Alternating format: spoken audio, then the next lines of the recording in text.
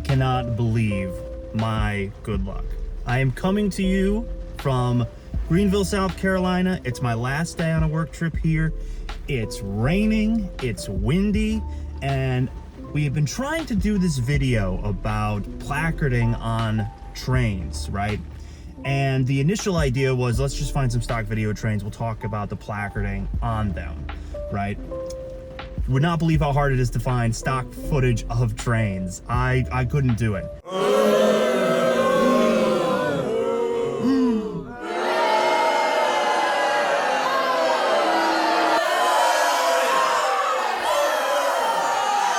So we thought, maybe we'll just, we'll happen upon a train and we'll film that and we'll be able to talk about it that way, right? The office is right next to train tracks, never saw them. So finally, I'm coming here. It's rainy, it's cold. I'm coming to get my coffee. A few hours left before my flight. And what do I see but a train stopped right on the tracks with exactly the kind of placarding we want to talk about.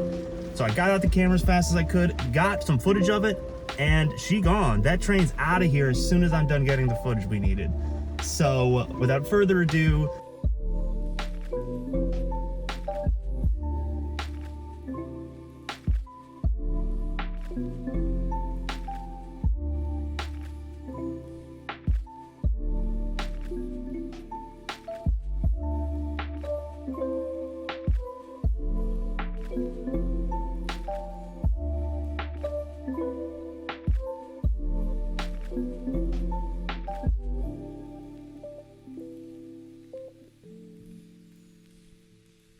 it'll take you now to myself and Jackie Baxley and how you can use that information to know the hazards and properly identify how to deal with emergency response.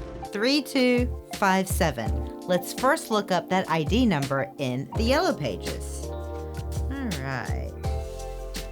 3257. I find here on page 75, 3257. I'm going to go to guide number 171, and I see that 3257 is elevated temperature material, not liquid, not otherwise specified, at or above 100 degrees centigrade and below its flash point. So if I flip to guide 171, I'll see how do I respond in case of an emergency.